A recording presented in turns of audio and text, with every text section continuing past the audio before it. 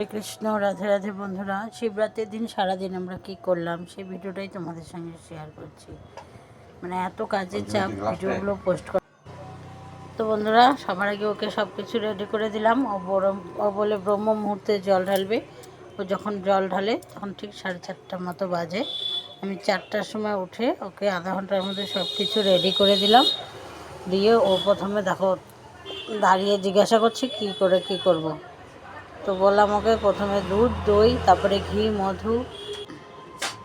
আমরা তো আর 4 প্রহরে জল ঢালতে পারবো না, তো একবারেই ঢালবো। তো সেই জন্য ওকে বললাম দুধ, দই, ঘি, মধু দিয়ে জলটা ঢেলে নাও। তো জল ঢালছে দেখো।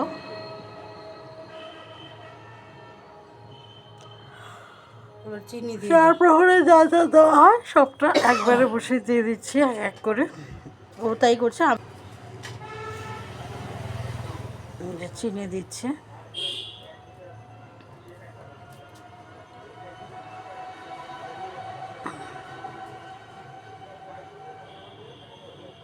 গঙ্গা জল দাও।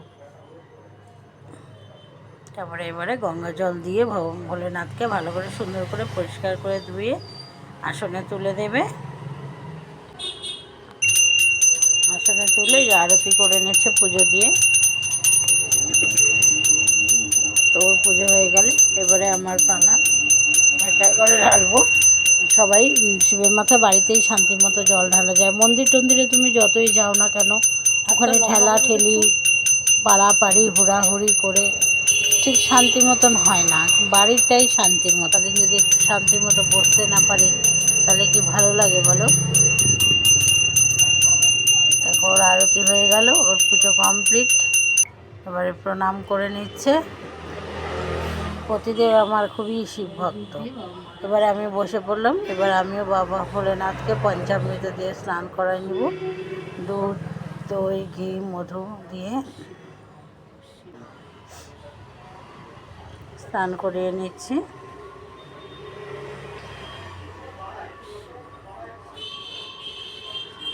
বাবা ভোলেনাথের এই দিনটা খুবই প্রিয়। এই দিন যে বাবার মাথায় একটু জল বেলপাতা দিতে পারবে, বাবা ভোলেনাথ তাকে কৃপা করবে। তো জানো তো বন্ধুরা, সেই জন্যে আর কিছু না পারি, আমি সারাদিন অত না খেয়ে থাকতে পারি না। আগের দিনটা আগে আমি পারবো না। হচ্ছে পরের দিন পুজোটা করছি আমরা সবাই।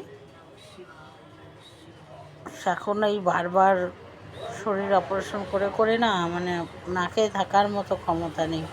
ভীষণই আশপাশ করে।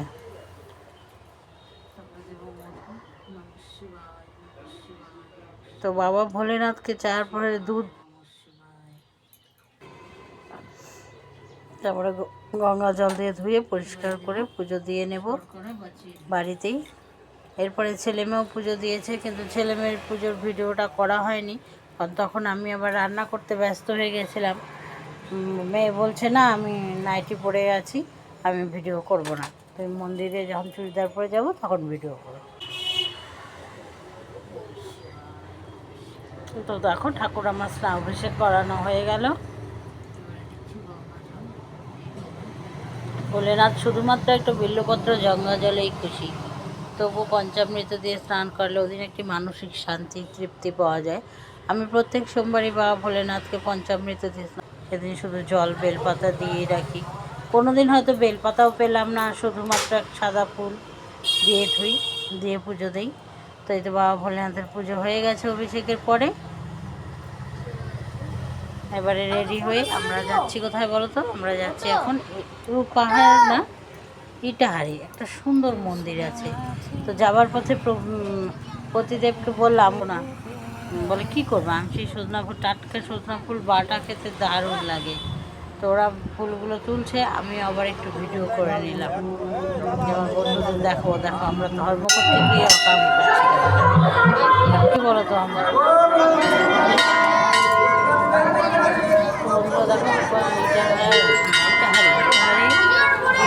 পৌঁছে গেছি। এখানে জল ঢেলে নিলাম। এখানে শিব পার্বতীর দিয়ে দিয়েছে,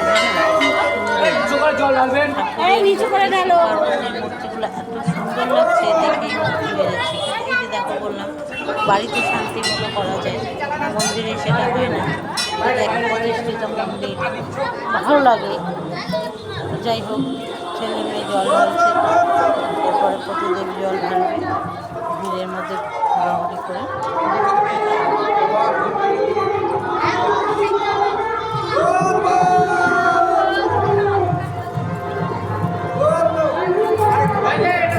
যতই যাই করো বাড়িতে পুজোর মতো, যতই যাই করো বাড়িতে পুজো দেওয়ার মতো শান্তি, যতই যাই করো, আমার তো তাই মনে হয়।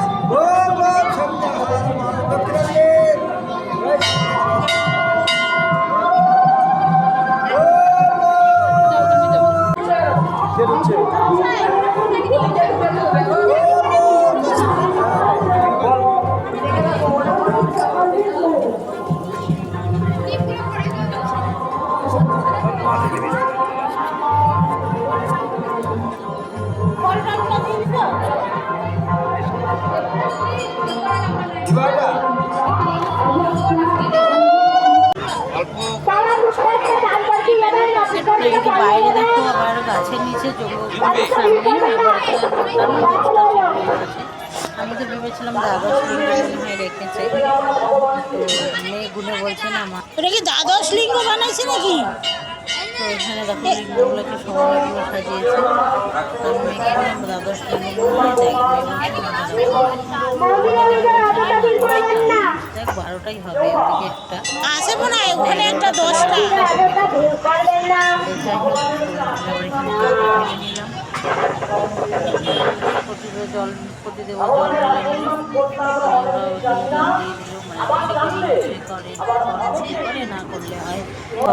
সবাই ঢালছে, দেখা দেখি আমরাও ঢালছি, এটা তো আর কারোর লিঙ্গ নয়।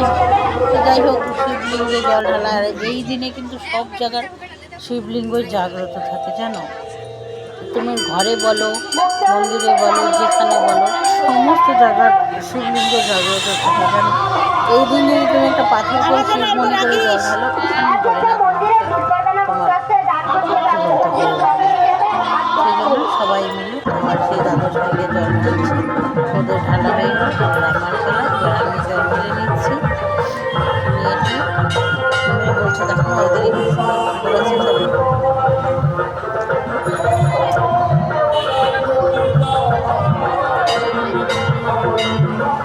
মাঝে মধ্যে বাইরে থেকে বেরোলেও যেন তো মনটা ভালো লাগে। এক বাড়ি আর দোকান করে করে না আর ভাল লাগে না, মানে বোরিং লাগে। তো প্রতিদেব ঝোঁকটা তুলো ভালো হলো। প্রতিদেব দেখো আবার যোগকুণ্ডর পাশে বসে পড়ছে আপনার উদ্ধার করতে, শিব ঠাকুরের জ্যেষ্ঠতর সেখানে। ওখানে আবার সাধুগুলো বসে আছে, প্রতিদেব ওখানে বসে পড়লো আপদ উদ্ধার করতে।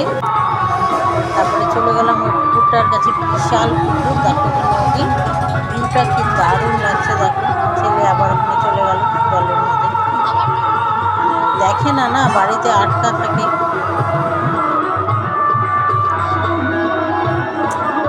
এই পাশ থেকে ভিউটা কি ভালো লাগতেছে, ওরা জল পেয়ে সেই খুশি ছেলে। নৌকা দেখছে, আর নৌকাটার মধ্যে মনে হচ্ছে বাড়িতে উঠে বসবে। কতবার করে বলছি মা একটু উঠি, মা একটু উঠি, আমি বললাম না চালাতে পারবো না, কিছু না, ওখানে লোকজন নাই, উঠতে হবে না। আমি আবার বললো আমাদের তিনজনের একটা ভিডিও, বলছে মা আমাদের তিনজনের একটা ছবি তুলে দাও। তো মেয়েদের একটা ছবি ভিডিও দুটোই করলাম। তো দেখো ভালোই লাগছে ভিউটা দেখতে। আবার মন্দিরে নাকি 5 ফল দিতে ছাড়া পড়ে গেছিলো, সেটা আবার দিতে ঢুকলাম। তারপর শিব পার্বতীর বিয়ে দিয়েছে, দেখতে কি দারুণ লাগছে। শিবলিঙ্গের ঢালা জলগুলো খাই দিয়ে ঠাকুরের পার্বণ নষ্ট হয়ে যাবে কেন, দেখো এত সুন্দর মূর্তিটা লাগছে, ভাবতে পারবো না। আমরা আবার ওই 5 ফলগুলো দিতে গেলাম, 5 ফলগুলো ব্যাগেই আছে, দেওয়া হয়নি। তারপরে ওখানে ভগবানের জন্য যে ভোগটা নিয়ে গেছিলাম ভোলেনাথের জন্য, সেটাও দেওয়া হয়নি। তখন জল টলে বেরিয়ে গেছে পাড়াপাড়ি করে। তো যাই হোক, এখন আবার সেই ভোগ টোকগুলো দিতে ঢুকেছি। ওখানে পুরীর মশাইয়ের হাতে দিয়ে দিলাম। মশাই এত চাপাচাপি, প্রসাদ নেওয়া যাবে না। এটা হচ্ছে রাত্রেবেলা আমাদের বাড়ির পাশে এক বাড়িতে পুজো হয়েছে, সেখানে গেছিলাম প্রসাদ খেতে। এখানটা হচ্ছে সেখানকার ঠাকুর। দেখো, এখানকার ঠাকুরটাও দর্শন করে নাও। ঠাকুরটা খুব সুন্দর। তো ভগবান সবই সুন্দর, তবু খুব সুন্দর। তো এখানে রাত্রে গেলাম প্রসাদ খেতে, প্রসাদ খেয়ে বাড়িতে এসে আমরা তারপরে ঘুমিয়ে পড়লাম। তো আজকের মতো পর্যন্তই। সবাই ভালো থাকুন, সুস্থ থাকুন। কৃষ্ণ রাধে রাধে, টাটা।